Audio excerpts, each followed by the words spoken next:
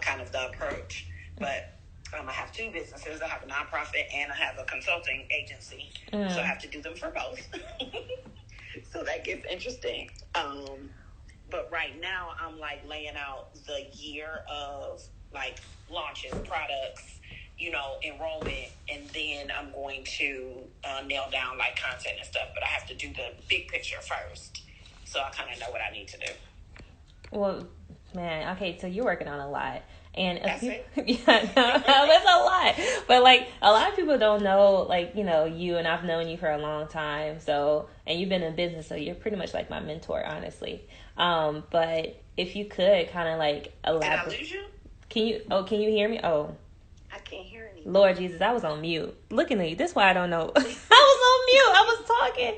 I said, a lot of people don't know you. And so, like, I've been knowing you for a long time. And I was like, you're pretty much my mentor. So if you can kind of, like, let people know, like, how you come up with your ideas for, like, your marketing plan and, like, how you try to implement that, that would be great. Because I'm pretty sure, like, a lot of people don't understand, like, where to start with their marketing. And you have a very unique situation. You have a nonprofit and a for-profit business. So both of them have to be reached at two different ways. Of course, because it definitely, we're hitting two different markets. We're hitting two different audiences. So how do you go about separating how you're planning your for-profit and your nonprofit business? I was doing the you. I was muted. So as far as like starting out, like my ideas of what I wanted. So first of all, I try to handle both businesses separately because one is a very artistic, business, and then the other is, business functional, a little more, what's the word for it? I don't know, but it's not artistic. So I have to like keep my brain separate on the two. But what I do is I kind of brainstorm on what I really want to see the year look like. So like I said, I start really, really broad and then I work my way backwards. So like, for example, I'm literally working on the artistic business right now. So I know that I'm launching in-person classes and virtual classes. I have to figure out when I'm going to do that. And then I have to figure out like who I want to present it to. So my age groups, what I'm going to offer. And then I get creative from there. So I kind of start with the nuts and bolts of everything. And then I try to get creative on like class names. And I noticed a lot of times that, people that I work with, and, I work with a lot of clients, that they start with all the fun stuff, which is like all of the cute names and all of that stuff. But really, you have to start with like what you want to accomplish and the big goals that you have. Like, I know I want to do spring registration, summer, and fall registration. Then I work my way back from there with like the creativity. And then you asked about the two businesses. Well, I kind of keep them separate in my planning. But I do have to make sure the calendars overlap somewhat because I'm only one person. And so if I have a big launch for the nonprofit, I try not to do anything big during that same time for my for-profit. Or I make sure I have enough support that I personally don't have to be involved. So did that answer all your questions? It absolutely answered all my questions. And I'm sure it answered somebody else's questions, honestly, because like I said, it gets a little interesting how other people decide to plan their entire 2021. But like I said, you're the most strategic person I know. You really are. Hi, Jessica. Do you have something to say or a question? Yes, I had a question. It was so great to hear you speak about managing two different parts of your passions, because that's kind of what I'm struggling with right now. I'm doing a passion project of a podcast. And I was wondering if you had any tips of kind of managing your own calendar as one person, because I feel like there's a lot. I'm wearing many hats, and I'm just struggling to kind of streamline everything, but keep it separate. Okay.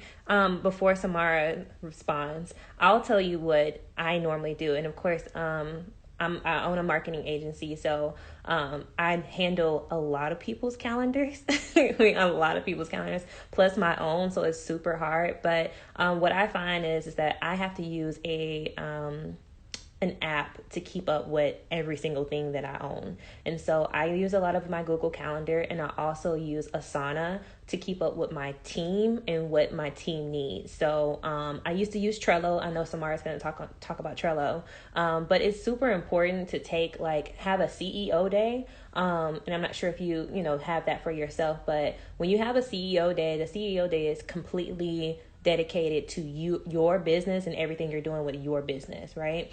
During that day, you pre-plan out everything that you need to do for the week. You handle everything that's dealing with your accounting, stuff that you don't like to do, just to be honest, because no one really likes to do accounting.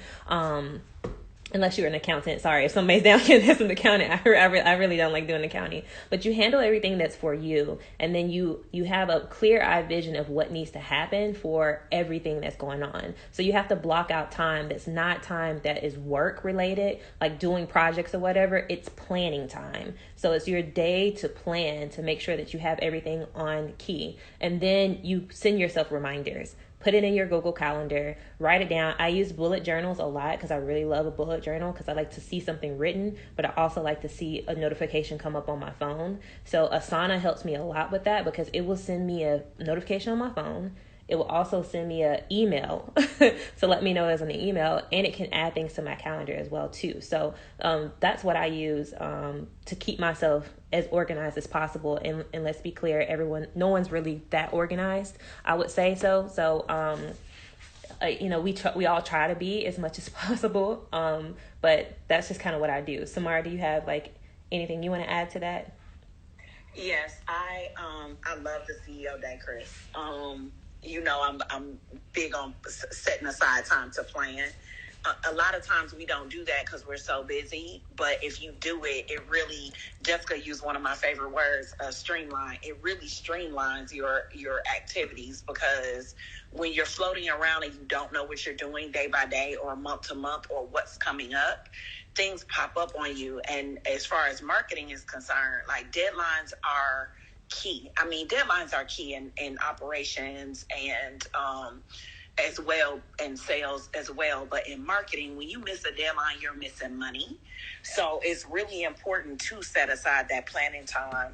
And one thing, Jessica, that helps me streamline is I do the CEO day. I don't call it that, but I have that going on monthly, and then I have time every week when I plan, and every day. So I make a to-do list every day, and the days that I don't make a to-do list, I know it. I don't really get anything done. And so, you have to, and it's not a lot of time. I spend 5 minutes on my to-do list in the morning.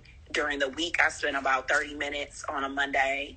Sometimes I do it Sunday night, or sometimes if I don't want to think about, sometimes I do it on Friday afternoon for next week so that I don't have to think about anything over the weekend. But that's the system. I use Trello. I really like Trello because I like to see everything kind of sitting there in front of me. I use a lot of pen and paper. I'm a little old school, but I always transfer it to an online system. But when I'm starting my brainstorming, my planning, I really have sheets of paper and different. My bullet journal does not look like Christian's. It's really bad and messy, but I just use that because that's how my brain functions. Yes. So everybody should do the way that they want to do, and then put it in. I always put it online because I'm a big delegator, for staff when I have staff. And you want to make sure that you are treating yourself like you would a staff member. Don't leave things in your head. Write them down, because you want to use that stuff next year. You want to use that stuff when you have support, and you don't want to have to repeat that stuff. That's how you streamline. Make sure that you have it written so that it can be repeated by either you or somebody else, because when you get in the thick of it, you will not remember that stuff. Oh my God. I thank you so much, both of you. Seriously, that was the advice that I needed. It's funny because I've I've been a project manager for a lot of different nonprofits and have had a couple of positions where I'm also delegating, and I've used Asana and all those different tools. But then I think in 2020, trying to project manage my own life is now harder than it should be. I'm such a go-to pen and paper kind of person, but everything that both of you just shared with me is super, super helpful and was the, nudge I needed to go make a to-do list right